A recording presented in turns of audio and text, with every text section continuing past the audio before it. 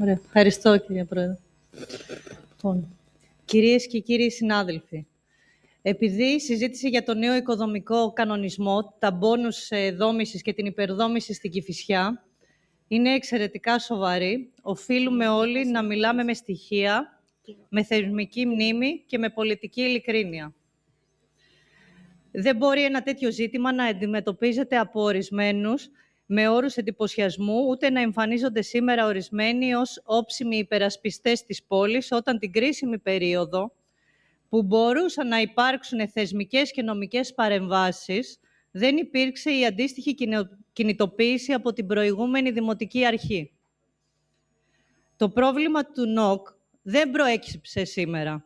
Δεν το ανακαλύψαμε ξαφνικά το 2024, το 2025 και το 2026. Από το 2020 υπήρχαν δημοσιεύματα στον τύπο σχετικά με την υπόθεση του ξενοδοχείου στη Μακρυγιάννη, που φαντάζομαι ότι όλοι την είχατε διαβάσει ή την είχατε δει στην τηλεόραση. Τα μπόνους του ύψους δόμησης δημιουργούσαν σοβαρό κίνδυνο αλλίωσης της φυσιογνωμίας περιοχών με ιδιαίτερα πολεοδομικά χαρακτηριστικά, όπως είναι η Κηφισιά και η Εκάλη. Την ίδια περίοδο, άλλοι δήμοι, όπως είναι το Ψυχικό, πήρανε αποφάσεις μέσα στα δημοτικά του συμβούλια και διεκδίκησαν την εξαίρεση και συνέβαλαν στη διαμόρφωση ενός πλαισίου που οδήγησε στην νομοθετική ρύθμιση του νόμου 5043 του 2023, συγκεκριμένα στο άρθρο 120. Επίσης, ο Δήμος Αλήμου προσέφυγε κατά των μπόνους του ΝΟΚ και συγκεκριμένα για μια οικοδομή στο Λόφο Πανί και, όπως όλοι γνωρίζουμε, δικαιώθηκε σε κρίσιμες αποφάσεις του Συμβουλίου της Επικρατείας. Καταθέτω και στα πρακτικά, κυρία Πρόεδρε, σχετική αρθρογραφία από πανελλαδικά μέσα ενημέρωσης με την απόφαση του Δημοτικού Συμβουλίου του Δήμου Ψυχικού και του Δήμου Αλήμου. Θα σας τα δώσω σε λιγάκι.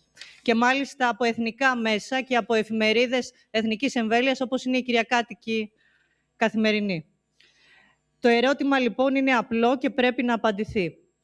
Την ίδια στιγμή τι έκανε η Κηφισιά, τι έκανε η προηγούμενη Δημοτική Αρχή, τι κάνατε εσείς, κύριε Ζαπάντη, προσωπικά? Δεν ήσασταν ένας δημότης που παρακολουθούσε απ' έξω την επικαιρότητα. Και το επισημαίνω γιατί σήμερα το παίζετε όψιμος υπερασπιστής της Κηφισιάς απέναντι στην υπερδόμηση, αλλά και επειδή ήσασταν πρόεδρος του Δημοτικού Συμβουλίου τη συγκεκριμένη χρονική περίοδο, σας θυμίζω από την 1η Σεπτεμβρίου του 2019 έως τις 6 Νοεμβρίου του 2021, γιατί δεν κινηθήκατε όπως έπραξαν ο Δήμος Ψυχικού και ο Δήμος Αλήμου? Γιατί δεν διεκδικήσατε να συμπεριληφθεί και η Κηφισιά σε αντίστοιχη νομοθετική ρύθμιση προστασίας από τη στιγμή που η ίδια νομοθετική βάση εξαίρεσης του Προεδρικού Διατάγματος έκανε αναφορά και στην Κηφισιά και στην Εκάλη? Και ποιο ήταν, κυρία Ζαπάντη, το αποτέλεσμα της αδιαφορίας σας, ή καλύτερα να πω της πολιτικής σας απάθειας να μην ενταχθεί η Κηφισιά στη ρύθμιση του νόμου 5043 του 23, που ορίζει ότι στις περιοχές όπου η δόμηση διέπεται από ειδικά διατάγματα, όπως είναι το Παλαιό Ψυχικό, η Φιλοθέη και η Εκάλη, ως κηπουπόλεις, δεν εφαρμόζονται οι προσαυξήσεις. Αφήστε με να συνεχίσω. Δεν εφαρμόζονται. Εμείς σταματήσαμε σε 3 λεπτά. Κυρία Μου είπατε 3 λεπτά και σταμάτησα. Συγγνώμη, κυρία Πρόεδρε. Βασίζεται σε ένα βασιλικό διάταγμα του 1968, στο οποίο γίνεται αναφορά και στην Κηφισιά και στην Νέα Ερυθρέα. Η ανωτέρω ρύθμιση θωράκισε το πολεοδομικό κεκτημένο αυτών των περιοχών. Και εδώ προκύπτει το εξής ζήτημα συνέπειας, κύριε Ζαπάντη. Σήμερα επιχειρείτε να εμφανιστείτε ως υπερασπιστής της Κηφισιάς, τρέχοντας στα αστυνομικά τμήματα μαζί με πολίτες και συλλόγους για συγκεκριμένη οικοδομή, στην οποία έχει γίνει αυτοψία ήδη από την πολεοδομία και μάλιστα μετά από εντέλεσθε του Δημάρχου. Και θα καταθέσω στα πρακτικά και την αυτοψία της υπηρεσίας μετά από έλεγχο στην οικοδομή.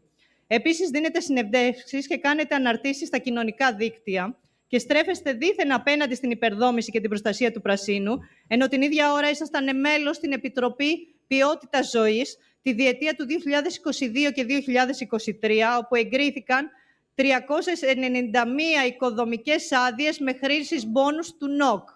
391 άδειες. Και δεν υπήρξε καμία ουσιαστική πολιτική αντίδραση από εσάς, ούτε μία δήλωση δεν κάνατε, τουλάχιστον από ό,τι έψαξα στο διαδίκτυο και στην ειδησιογραφία, και παραμείνατε άπραγος. Και δεν φτάνει αυτό. Σύμφωνα με τα στοιχεία στο πλαίσιο των αποφάσεων που έχει λάβει εν λόγω Επιτροπή, δόθηκε έγκριση για την κοπή 305 δέντρων. Για την ανέγερση, που αυτό συνδέεται φυσικά με την ανέγερση των νέων οικοδομών με μπόνους του ΝΟΚ. Όπου τι προέβλεπαν επέκταση υπογείων σε... Συγγνώμη, μιλάτε 5 λεπτά. Ναι, με συγχωρείτε. Τελειώνω, κυρία Πρόεδρε. Και γιατί έγινε αυτό, κυρία Ζαπάντη? Γιατί δεν φτάνει που δεν αντιδράσετε ως πρόεδρος του Δημοτικού Συμβουλίου. Υπήρξε και μία απόφαση του νομάρχη Ανατολικής Αττικής για την αναθεώρηση του εγκεκριμένου ρημοτομικού σχεδίου που προέβλεπε την επέκταση των υπογείων και εκεί δεν αντιδράσατε σε τίποτα. Σε αυτή την απόφαση που βγήκε 29 Ιουνίου του 2022 και έδινε το δικαίωμα σε όποιον ήθελε να κόψει όλα τα δέντρα του οικοπαίδου για να χτίσει και εσείς δεν κάνατε τίποτα απολύτως. Η αντιμετώπιση του προβλήματος δεν γίνεται με κραυγές εκ των υστέρων, γίνεται με θεσμική δράση την ώρα που πρέπει, κάτι που η παρούσα διοίκηση έπραξε αμέσως με το που ανέλαβε. Ο Δήμαρχος Βασίλης Κυπολιτάς και η Δημοτική Αρχή αντέδρασαν άμεσα τόσο με τα εντέλεσθε και με τις αποφάσεις που έφεραν στα Δημοτικά Συμβούλια.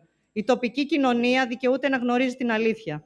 Και η αλήθεια είναι ότι όταν οι άλλοι δήμοι, όπως το Ψυχικό και ο Άλυμος, δεν ήταν απλοί παρατηρητές, εσείς ήσασταν. Όταν άλλοι δήμοι διεκδικούσαν εξαίρεση από τα μπόνους του ΝΟΚ, εδώ εκδιδόντουσαν οικοδομικές άδειες με μπόνους και υπερδόμηση. Όταν άλλοι δήμοι προσέφευγαν, εδώ δεν πράξατε τίποτα, κύριε Ζαπάντη.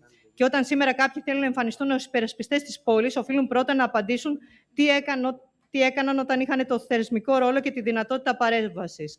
Η προστασία της Κηφισιάς δεν μπορεί να γίνει με επιλεκτική μνήμη, ούτε με όψιμες ευαισθησίες. Χρειάζεται σοβαρότητα, συνέπεια και καθαρές θέσεις. Ευχαριστώ και με συγχωρείτε, κυρία Πρόεδρε. Φαντάζομαι θα έχω τον ίδιο ακριβώς χρόνο 6 λεπτά επί προσωπικού. Λοιπόν, η κυρία Κεφαλά. Όχι, τι λέτε, επί προσωπικού με προσέβαλε ασύλληπτα.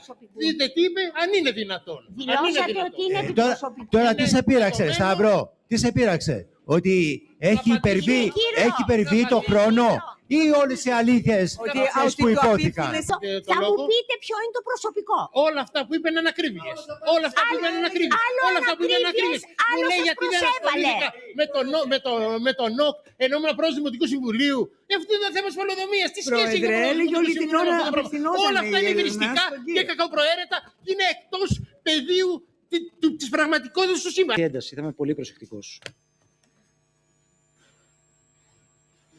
Η κυρία Βάρσου είπε κάποια πράγματα σήμερα, τα οποία φυσικά και είναι αληθή. Ο πρόεδρος του Δημοτικού Συμβουλίου Ψυχικού ήταν από τους στυλοβάτες της υπόθεσης του ΝΟΚ, από τους στυλοβάτες. Και το γνωρίζω, καθότι και ο ίδιος είχε κάποιες προσωπικές προσβάσεις, έτσι ώστε να πετύχει την εξαίρεση του ψυχικού με βάση τα προεδρικά διατάγματα της Κηφισιάς, που είχαν και το ψυχικό μέσα. Ο Δήμος τότε ατώνησε. Παράλληλα, πράγματι κόπηκαν βγήκαν εκατοντάδες άδειες του ΝΟΚ, οι οποίες είναι αυτές που χτίζονται τώρα και φωνάζουμε. Αυτές είναι. Εντάξει. Και ποιες άδειες του ΝΟΚ ξεφύγανε στη θητεία της δικιάς μας Δημοτικής Αρχής? Είναι αυτές οι οποίες είναι μέχρι να μπορέσουμε να επιβάλλουμε την απόφαση του εντέλεσθε του ΝΟΚ. Γιατί, αν θέλετε να σας θυμίσω, το Φεβρουάριο του 2024, μία από τις πρώτες αποφάσεις του Δημοτικού Συμβουλίου ήταν η διαταγή δημάρχου, δηλαδή ένας νέος δήμαρχος με το κάθεται στην καρέκλα, πάει διαταγή τώρα. Αυτά τα πράγματα είναι ανήκουστα στην αυτοδιοικητική ιστορία της Κηφισιάς να βγάζει διαταγή. Η οποία ξέρετε πολύ καλά ότι κρίθηκε και παράνομη στη συνέχεια. Από το ΣΤΕ, οι αποφάσεις εντέλεσης των δημάρχων. Ωραία. Πήρε την ευθύνη και όλη η δημοτική ομάδα στήριξε σκληρά και φυσικά και το Δημοτικό Συμβούλιο ακολούθησε. Υπήρχαν όμως. Στη συνέχεια ακυρώθηκε το εντέλεσθε από την αποκεντρωμένη και προσφύγαμε στο ΣΤΕ. Υπήρχαν κάποιες άδειες που ξεφύγανε. Είναι μετρημένες, πραγματικά μετρημένες. Και αυτές είναι κυρίως οι οποίες δημιουργούν το πρόβλημα, είναι αυτές στο τέλος του 2024.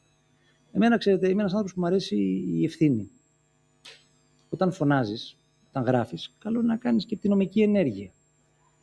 Όταν λοιπόν πηγαίνεις σε ένα αστυνομικό τμήμα, που πολύ θα ήθελα να δω και την καταγγελία που κάνατε, κύριε Ζαπάντη, ή τη μήνυση που κάνατε. Να παίρνετε την ευθύνη. Το να λέμε στον αέρα πράγματα και να φωνάζουμε και να επικρίνουμε ειδικά αυτούς οι οποίοι τραβήξανε όλο το ζόρι, είναι πάντα το εύκολο. Και φυσικά θα επιλέξετε αυτό. Αλλά θα γίνετε ήρωας του ΝΟΚ ή θα φανεί ότι προασπίζεστε τη στιγμή που θα κριθείτε και δικαστικώς. Θα προσφύγετε. Το να κάνουμε συνεχώς τυχοδιοκτισμούς, κάπως αλλιώς σας αποκάλεσε μια εφημερίδα, το Κιχώτη. Όταν έχετε βαρημένο το μητρό σας, όταν είχατε τη δίκηση, Και μετά και πάλι δεν παίρνει την ευθύνη. Δεν μπορώ να το αφήσω έτσι.